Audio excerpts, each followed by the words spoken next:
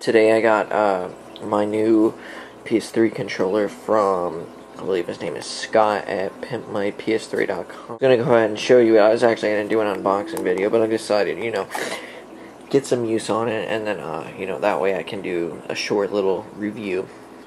Wouldn't really be a real review because I've only had it for a day. I'd probably have to wait till the warranty's up, if not maybe a year or two, before I could do a real review on this to show you that it still works after then.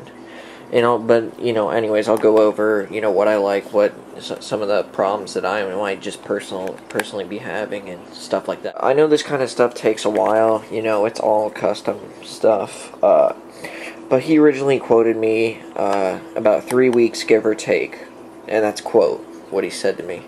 So I was assuming 4, because people always take longer than they say. And that wasn't actually to get it to my house. That was just from the time that I paid for it, from the time for it to be in the mail. It actually ended up taking over 6 weeks.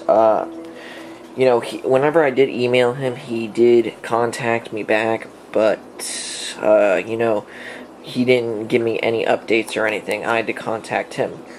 So then anyways, after I contacted him, about 4 or 5 weeks in, and asking about it, he said he would throw in clear trigger guard extenders, and he did not. So I'll talk to him about that. I haven't talked to him yet because I wanted to play with this to make sure I call him once, basically. Anyways, but moving on to how it came. It actually came very nice. The package looks sealed. Just a very tiny crack in here. He definitely stapled it back up. He definitely did a very good job of packaging it. When it came in the mail, there was definitely a lot of packing peanuts in there. Definitely a very big box. Definitely did very well on the packing. Although, when it came to shipping, I will admit, he kind of shipped it the shiesty way. Probably like the slowest one. It was like media mail. And I paid him like $10 for shipping, and really that could have got me 2 to 3 day priority with tracking, I think on the flat rate boxes. So could have done that because I ended up waiting almost 2 weeks for it to come in from shipping. So almost eight weeks for from time that I ordered it to getting it. So it's like 2 months, pretty long. Anyways, but yeah, and it came with all this good documentation and stuff, and it does come with a 3-month warranty. I'm not sure how good he is at reinforcing his warranty, because obviously I haven't had a chance to use it, really, and I hope I never really do. Now, anyways, getting on to the actual controller itself, it's definitely very nice. Everything's sealed up nicely. Look how clean the on-off button's in there. Look at that. It barely looks, very, very clean. In fact, the keyboard from the controller, for these controllers, still fits on. Of course, you don't see the PS button, because I do have that lit up. But, I could probably fix that. But anyways, as you can see, everything's lined up, sealed. Definitely very solid, too. Everything's solid. Definitely very nice on that part. I don't really see me having really any problems in any of the ones that I've found so far. Now, moving on to more specific things, these thumb grips. They definitely grip your thumb better than stock. I definitely like them. But just some advice when it comes to Call of Duty play and stuff that uses fast-paced things, it can be a little hard to get used to these. I've gotten used to them pretty fast, actually. But there is a little stickiness in them. I don't know if it's just because, it's a new controller, or if it's just these pads. So it's definitely a little hard to get used to when you're playing something like Call of Duty. But they're definitely nice pads. The D-pad, love it, same as stock, but it's clear. Action buttons. Now, although they press well and they feel well, I don't know, I'm pretty sure when I looked at his pictures it was supposed to be, I actually have it in X, maybe in kind of like a white clearish thing, and each of them, as you can see, it's not, they're just plain clear with weird lettering in them, and, I kind of was hoping they had the X, the circle, the square, and the triangle, and they do not, so I'm a little upset about that, because sometimes, actually, believe it or not, I do forget which one is which. trigger buttons definitely press as well. They're pretty much same as stock as well. Now, just so you know, when I say same as stock, that means excellent. Now, anyways, I'll go ahead and show you this controller. Lit up. Go ahead and turn the light off, and oops, I forgot to actually turn it on. Very nice. Now, what I did was I got blue LEDs in almost everything. Got blue here, blue here, blue here, blue here. This is slow color changing. And on here, I went with a blue, orange pattern on there. Orange and blue. Go Gators.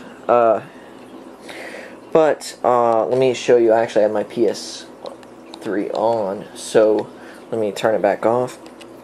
And as you can see, it's not really orange. It's almost like maroon or something. So I'm not too happy about that, to be quite honest with you, because it really does not look orange at all. It's not just the camera. So, but as you can see, it definitely lights up very nicely. Now here, I know it looks like on the camera that the LEDs are messed up on these ones down here. It's not. Actually, when you see it in person, it actually looks very nice, and you can't tell that. Same thing with the D-pad. The joysticks, it definitely lights up very nice when you see it in person. And another thing that I was saying about the quality, look how well it's sealed. You can barely see, you really can't see the lights through the crack of the controller. That's a sign of good quality. The LEDs are definitely focused through the buttons. And as you see on the trigger buttons here, even though there's only one LED for the R1, it shines nice through the R2 and L2 buttons. Also, something I did want to mention, I actually forgot to mention it. Like I said, I did have a couple complaints about the controller.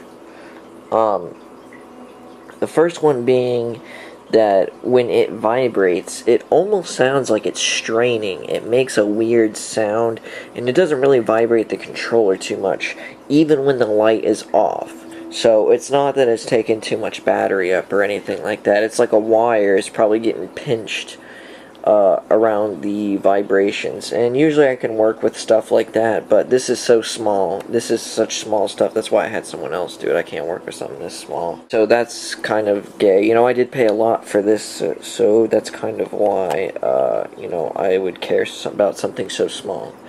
Actually, it's not that small of a deal. You know, vibration is a big part of the controller. Anyways, the other thing is, whenever I have these lights on, I've only played one game so far, which has been Call of Duty Modern Warfare 3, and whenever I have the lights on, my guy will move slightly forward and slightly to the right, even if I'm not touching the controller at all. But as soon as I turn the lights off, it'll stop, and then when I turn it back on, it'll go back on. So it's not like it's just one of those weird controller malfunctions where you have to reset your controller or anything like that. It's the actual lights. So that's what I was saying that I will have to be talking to Scott about, because this is something I definitely want to get resolved. Like I said, I have my few gripes about it, and I'm going to contact Scott about it and see what happens, because it is a nice controller, and I would like to keep it.